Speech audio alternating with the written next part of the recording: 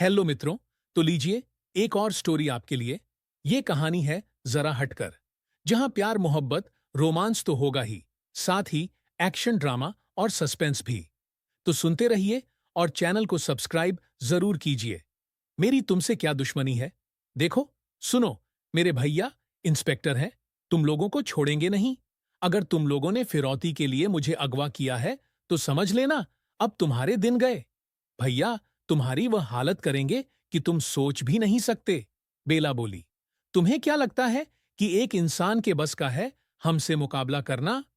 कुछ नहीं कर पाएगा तुम्हारा भाई। तुम्हें ढूंढ तक नहीं पाएगा। मारक बोला, पर तुम लोग चाहते क्या हो मुझसे? बताओ, मुझे क्यों लाए हो यहां पर? मैंने तुम्हें आज से पहले कभी देखा भी नहीं है। क्या दुश्मनी है तुम्हारी मुझसे? बेला ने गुस्से से कहा, तुमसे कोई दुश्मनी नहीं है, पर उससे दुश्मनी है जो तुम्हें दीवानों की तरह चाहता है। उसे यहां लाने के लिए तुम्हें कैद किया गया है। अनंत, बेला बोली, जो भी नाम ले रखा हो, उस बहरूपिये ने क्या फर्क पड़ता है। अब तुम्हें बचाने जरूर आएगा और मारा जाएगा। मार्क बोला, पर वह यहां कैसे आएगा? उसे पता भी नहीं है कि मैं यहां पर हूं। वह सब पता कर लेगा। देखती जाओ तुम भी। और अगर नहीं पता कर पाया तो तुम बुलाओगी उसे और हम देंगे मौत। मार्क बोला और फिर उस कमरे से बाहर निकल गया। मतलब कि इनका निशाना मैं नहीं, अनंत है। यह लोग अनंत को पकड़ना चाहते हैं, इसलिए उन्होंने मुझे उठाया है। पर इन्हें कैसे पता कि अनंत मुझे चाहता है? मैंने तो खुद कुछ दिन पहले जाना है कि वो अनजान शख्स अनंत है, और अनंत ने तो अब तक माना भी नहीं है। बेला खुद से बोली, पर इनकी अनंत से क्या दुश्मनी है? और यह सौंदर्या कौन है? यह मुझे सौंदर्या क्यों कह रहे थे? बेला मन में ना जाने क्या क्या सोच रही थी। पर अगर मैंने अनंत को दिल से आवाज दी तो वो आ जाएगा। नहीं नहीं, मैं उसे खतरे में नहीं डाल सकती। बेला सोचने लगी। कुछ देर में उसकी वापस से नींद लग गई। उधर वरुण घर पहुंचा तो मानव और बरखा उसे बाहर ही मिल गए। क्या बात है, आज बेला नहीं आई? मानव ने कहा। उसको ऑफिस के काम से बाहर जाना पड़ गया। उसने मुझे बता दिया है। 2-3 लड़कियां गई हैं ऑफिस से। अब शायद 1-2 दिन का टाइम से लग जाएगा। वरुण ने झूठ बोल दिया। परखा ने उसकी आंखों में झांका तो वरुण ने आंखों ही आंखों में इशारा किया। मुझे भी बताया था कि उसके ऑफिस की कोई मीटिंग है जिसके लिए उसे बाहर जाना है। तुम्हें नहीं बताया क्या मानव? बरखा ने कहा। अजीब लड़की है कि इतनी लापरवाह कैसे हो सकती है। हम लोगों को इसने कुछ भी नहीं बताया। और ऐसा क्या है? अभी अभी ऑफिस ज्वाइन किया है। इतनी जल्दी कोई भी बाहर के टूर पर कैसे लेकर जा सकता है? मानव बोला। तुम फिक्र मत करो, सारे स्टाफ को मैं जानता हूं। मैं वहां पहले से ही काम कर रहा था। वह पूरी तरीके से सेफ है। वो लोग काफी अच्छे और कोऑपरेटिव हैं। चिंता कोई बात नहीं है। और फिर भी मैं बार बार अपडेट लेता रहूंगा। वरुण बोला। तुम कह रहे हो? ठीक है। तुम पर और बरखा पर पूरा भरोसा है। फिर भी अगर कोई बात हो तो मुझे बता देना, क्योंकि बेला का फोन भी नहीं लग रहा है। मानव ने कहा और फिर वहां से निकल गया। आज तो संभल गया, पर ज्यादा देर नहीं रुकेगा मानव। उसकी जान है बेला। बरखा बोली। और युवराज देव की भी, इसलिए उन्हें ढूंढना ही होगा। वरुण बोला। वैसे हुआ क्या है? सब ठीक तो है ना? कहाँ है बेला? बरखा ने परेशान होकर कहा। लगता है समर के लोगों ने उन्हें अगवा कर लिया है। मैं नहीं था उनके साथ। वरुण बोला और उसने सारी बातें बरखा को बता दी। ये तो बहुत गलत हुआ। अभी तो युवराज देव गुरु मासा से भी नहीं मिले हैं, और शायद अभी बेला के सामने भी जाने के लिए तैयार नहीं थे। बरखा बोली। और बेला अपनी हिफाजत कैसे कर पाएंगी? हम सब जानते हैं कि वो एक आम लड़की है। वरुण बोला। पर अब क्या? बरखा बोली। यही तो मुझे समझ नहीं आ रहा है। जो भी हो, मैंने युवराज को उनके बारे में बता दिया है, और वह संभाल लेंगे। और हमें भी अपनी तरफ से कोशिश करनी होगी। हमें जल्दी से जल्दी उन्हें ढूंढना होगा। वरुण बोला। ठीक है, हम भी निकलते हैं। हमें उनको ढूंढना होगा। बरखा बोली और वह दोनों वहां से तुरंत निकल गए, बेला को ढूंढने के लिए। उधर मानव का दिल भी नहीं लग रहा था। ये बात उसे हजम नहीं हो रही थी कि बेला यूं बिना बताए चली गई। भले काम ऑफिस का हो, पर एक बार बेला बताती जरूर है। रमाकांत और माधवी को तो मानव ने समझा दिया, पर उसका खुद का मन मानने को तैयार नहीं था। कुछ तो गड़बड़ है, मानव खुद से बोला और बरखा और वरुण से मिलने आया। आंटी बरखा, वरुण? मानव ने रीमा से पूछा। वो दोनों घर पर नहीं है, रीमा बोली। कहाँ है और दोनों फोन क्यों नहीं उठा रहे? मानव झुंझला उठा। वो फोन घर पर भूल गए हैं और हमारे एक रिलेटिव के घर गए हैं। आ जाएंगे सुबह, रीमा बोली। व्हाट? सुबह? मतलब रात वहीं रुकेंगे? मानव बोला तो रीमा ने गर्दन हिला दी। मानव तुरंत बाइक ले निकल गया बेला के ऑफिस की तरफ। अनंत आंखें बंद किए बेला का पता लगाने की कोशिश कर रहा था। कहाँ हो तुम? क्यों नहीं कोई संकेत दे रही हो? बेचैन हूं मैं। अब नहीं रुक सकता। तुम मुझे नहीं बताओगी तब भी ढूंढ लूंगा तुमको, अनंत बोला और तुरंत निकल गया। जंगल के पास आ उसने गाड़ी छोड़ी और जंगल के अंदर घुस गया और दौड़ने लगा। दौड़ते हुए वो उसमें परिवर्तन होने लगे। उसकी उंगलियों में बड़े बड़े नाखून आ गए और शरीर बालों से ढक गया। शरीर का आकार बदलने लगा और देखते ही देखते वह एक विशाल श्वेत भेड़िए में बदल गया, जो कि अपनी नाक से सूंघते हुए जंगल के अंदर की तरफ बढ़ता जा रहा था। फेंका तो बेला ने घबरा के आंखें खोल दी। यहां आराम से सोने के लिए नहीं लाए हैं तुझे। बुला, उसे कहाँ है? आवाज दे उसे, मार्क बोला। मैं किसी को नहीं जानती, तुमको गलत फहमी हुई है, बेला ने कहा। छटाक! एक जोरदार थप्पड़ मार्क ने बेला को मारा। बेला का सिर घूम गया और चेहरा लाल। बुला उसे, विद्युत ने उसके बाल पकड़ खींचे। चाहे जो कर लो, नहीं बुलाऊंगी, कभी नहीं, बेला बोली। तो मार्क ने एक और थप्पड़ उसे मार दिया। बेला का चेहरा लाल होकर सूज गया और होठों के किनारे से खून निकलने लगा। बोला उसे, विद्युत ने उसके बाल पकड़ खींचे। चाहे जो कर लो, नहीं बुलाऊंगी, कभी नहीं, बेला बोली। तो मार्क ने एक और थप्पड़ उसे मार दिया। बेला का चेहरा लाल होकर सूज गया और होठों के किनारे से खून निकलने लगा।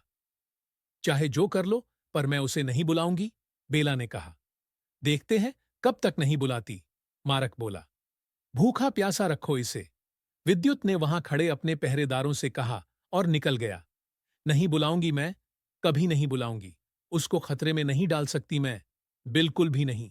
कर लो तुम्हें जो करना है, बेला खुद से ही बोली और धीरे धीरे उसकी आंखें बंद हो गईं। उधर मानव बेला के ऑफिस पहुंचा, जहां पर ऑफिस बंद हो चुका था। सिर्फ गार्ड वहां पर था। ऑफिस में कोई नहीं है क्या? मानव ने पूछा। नहीं साहब, ऑफिस तो बंद हो चुका है, अब कोई नहीं है, गार्ड बोला। क्या आप बता सकते हो कि कोई मीटिंग के सिलसिले में स्टाफ बाहर गया है? वो लोग कहां पर गए हैं? मानव ने पूछा। मुझे नहीं पता साहब, गार्ड बोला। किसी से बात करवा सकते हो? मानव ने फिर कहा। नहीं साहब, गार्ड बोला। मानव ने अपना आईडी निकाल के उसे दिखाया। मैं इंस्पेक्टर हूं और मेरा जानना जरूरी है, बताओ मुझे, मानव ने कहा। मुझे तो कुछ भी नहीं पता है साहब, फिर भी मैं एक बार पूछ लेता हूं, गार्ड बोला और उसने कंपनी में किसी एम्प्लॉय को कॉल किया और फिर मानव से बात की। नहीं साहब जी, यहां से कोई भी टूर और या मीटिंग के लिए स्टाफ नहीं गया है।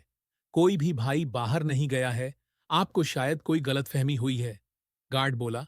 तो मानव का दिमाग घूम गया और वह वहां से निकल दिया।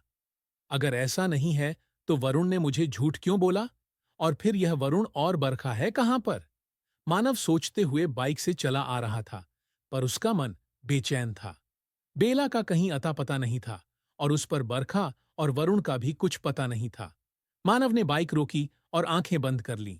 मन दुखी हो गया और उसने दिल से बरखा को याद किया। बरखा, कहाँ हो तुम?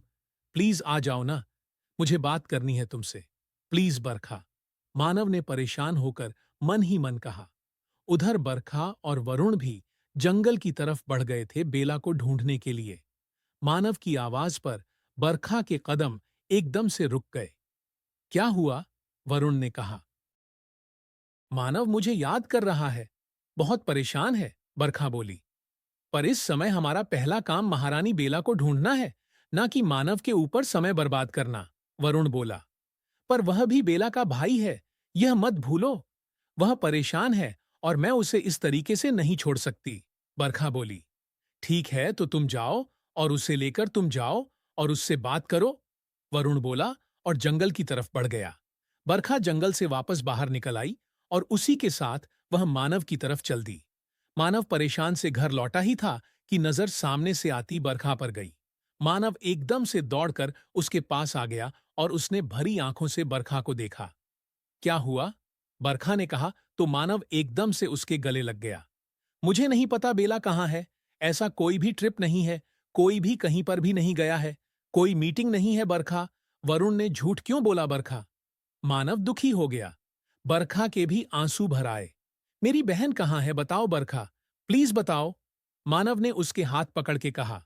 हमें भी नहीं पता है, बरखा बोली। वरुण पर इतना विश्वास किया और उसने भी झूठ बोला। क्यों बरखा, क्यों? मानव नाराज हो उठा। भैया की गलती नहीं है, वो बेला को ढूंढ रहे हैं। तुम नहीं जानते, मानव पर बेला हमारे लिए भी बहुत महत्वपूर्ण है, बरखा बोली। पर कहाँ है वो? मानव ने बरखा की आंखों में देखा।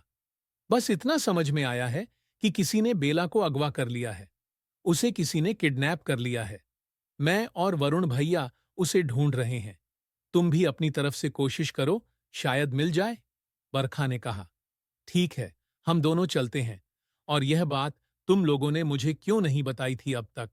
मानव अपनी नाराजगी से कहा। हम लोग तुम्हें परेशान नहीं करना चाहते थे।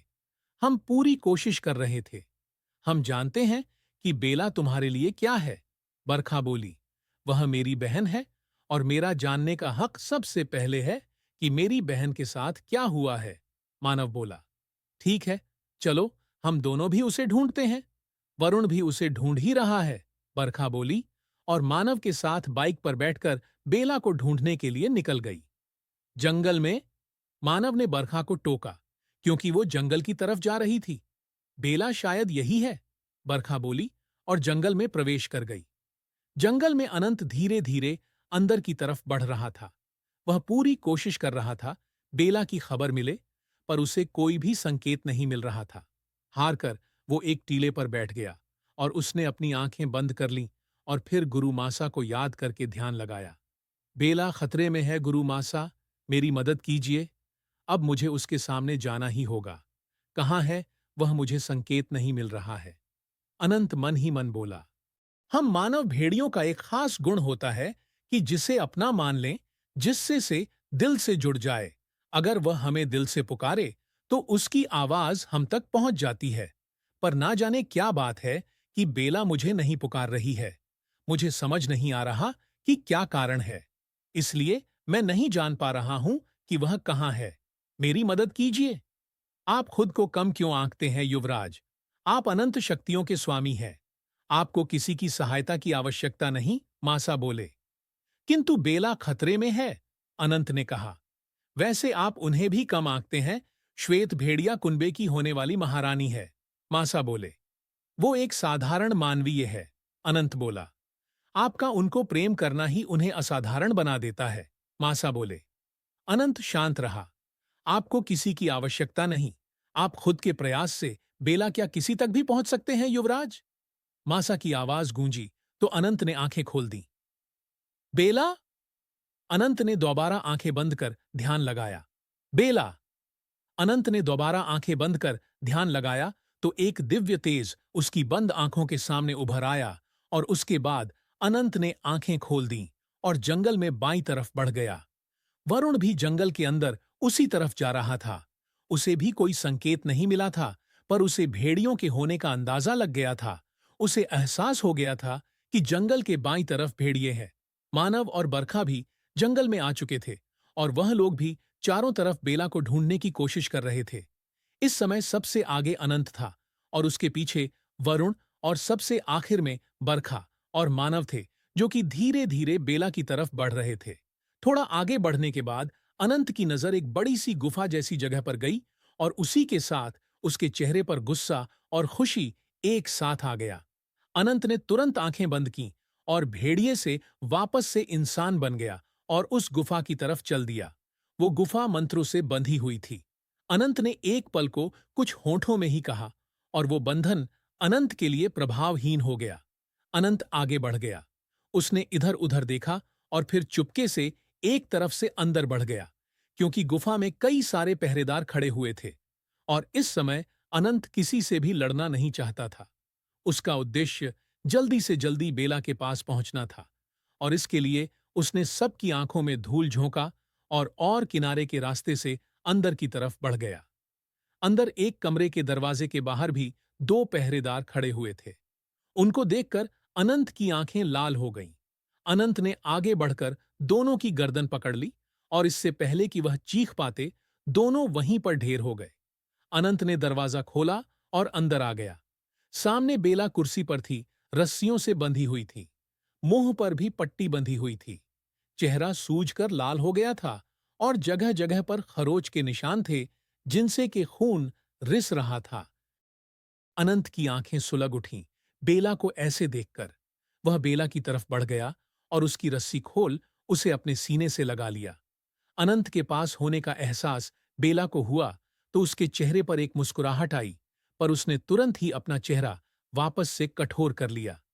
बेला, आप ठीक हो? अनंत की आवाज में फिक्र थी। आपको मैं नहीं जानती। कौन हो आप? बेला बोली। मैं अनंत, तुम्हारा अनंत। अनंत ने भावुक होकर कहा। माफ कीजिए, पर मैं आपको नहीं जानती और मेरे बारे में सोचने की जरूरत नहीं है। एक कंपनी के मालिक को यूं एक मामूली सी एम्प्लॉय को तवज्जो देना शोभा नहीं देता, बेला ने कठोरता से कहा। बेला, सुनिए तो, अनंत बोला। आपको यूं मुझ पर समय बर्बाद नहीं करना चाहिए, अनंत शेखावत सर, बेला बोली और अनंत से दूर होकर आगे बढ़ने लगी, पर उसके पैर नहीं उठ रहे थे। बेला, यूं बैगानों की तरह व्यवहार मत कीजिए हमारे साथ, अनंत बोला। बैगाने के साथ ऐसा ही व्यवहार किया जाता है सर। आपने ही कहा था ना कि आप मुझे नहीं जानते, फिर ये तड़प क्यों? बेला नाराजगी से बोली और दरवाजे की तरफ बढ़ गई। ये तड़प आपके लिए है, सिर्फ आपके लिए। बेला रुकिए, सुनिए हमारी बात। अनंत ने तुरंत उसका हाथ पकड़ लिया, पर बेला ने उसकी तरफ नहीं देखा। इतनी नाराजगी किस वजह से है? अनंत ने कहा। नाराज अपनों से हुआ जाता है और बेगानों से नाराज होना मैंने सीखा ही नहीं, बेला ने कठोरता से कहा। बेला, बस भी कीजिए, और कितनी तकलीफ देंगी खुद को और हमको? अनंत बोला। बेला ने भरी आंखों से अनंत को देखा और फिर नजर फेर ली। आपके शब्द हमारे दिल को चीर रहे हैं, अनंत ने इमोशनल होकर कहा। क्यों किसी अनजान की बात से आपका दिल दुख रहा है? आपके फर्क नहीं पड़ना चाहिए, और वह भी एक मामूली सी एम्प्लॉय के लिए। बड़े बड़े लोग तो जानते भी नहीं कि उनके ऑफिस में कितने लोग काम कर रहे हैं और उनका क्या नाम है। बेला ने अपना हाथ छुड़ाने की कोशिश की तो अनंत ने एक झटके से उसे खींचकर अपने सीने से लगा लिया। बस, बेला, बहुत हुआ। कितना सताएगी हमें? अनंत ने कहा। मैं आपको नहीं सता रही है, बिल्कुल भी। अगर मेरी किसी बात से आपको ठेस पहुंची हो तो मुझे माफ कर दीजिए। मेरे घरवाले मेरा इंतजार कर रहे होंगे। आपका बहुत बहुत शुक्रिया जो आपने मेरी रस्सी खोली और मेरी मदद की। अब मैं मेरे घर जाती हूं। बेला ने अनंत के सीने पर हाथ रख उसे खुद से दूर करना चाहा। अनंत ने उसे नहीं छोड़ा। बेला, आपको इस तरह का व्यवहार शोभा नहीं देता। बस, बहुत हुआ, माफ कर दीजिए हमें। हम मानते हैं हमने गलत किया। हमने आपको पहचानने से मना कर दिया, पर इसका मतलब यह तो नहीं कि आप इस तरीके से हमारे दिल पर आघात करेंगी, अनंत बोला। पर बेला का चेहरा अब भी कठोर था। आप तो हमें पहचान गई थी ना? अनंत बोला। मेरी गलत फहमी थी। मैं आपको कोई और समझ बैठी थी, पर आप वह नहीं हो, बेला ने दूर होकर कहा। तो अनंत ने बेला की तरफ भरी आंखों से देखा। क्योंकि वह कभी भी मुझे तकलीफ नहीं दे सकता। वह कभी भी मुझे पहचानने से इनकार नहीं कर सकता। वह मुझे बेहद चाहता है, पर आप वह नहीं हो। मैंने आपको गलत समझ लिया, उसके लिए मुझे माफ कर दीजिए, बेला बोली। नहीं बेला, बस कीजिए। आप गलत नहीं हो बेला, आप बिल्कुल सही हो। मैं वही हूं। मैं वही आपका दीवाना हूं जो अनंत काल से आपकी प्रतीक्षा कर रहा हूं। अनंत बोला तो बेला की आंखों से आंसू बहने लगे। हाँ, आप बिल्कुल सही हो। आपने मुझे सही पहचाना था। मैं ही मजबूर था जो आपको पहचानने से इनकार कर दिया। मैं ही हूं आपका वो दीवाना जो सालों से आपसे मिलने आता हूं। मैं हूं वो अनंत जिसकी दीवानगी की हर हद आपसे शुरू होकर आप पर खत्म होती है। बेला का अनंत, जो कि उसकी बेला का अनंत काल से इंतजार कर रहा था कि कब ये अनंत बेला मिले और बरसों का इंतजार खत्म हो। इस बेचैन रूह को सुकून मिले, अनंत ने कहा, और बाहें खोल दी। बेला ने कुछ पल अनंत की भरी आंखों को देखा और फिर उसके सीने से आ लगी। तो मित्रों, अगला पार्ट जल्दी ही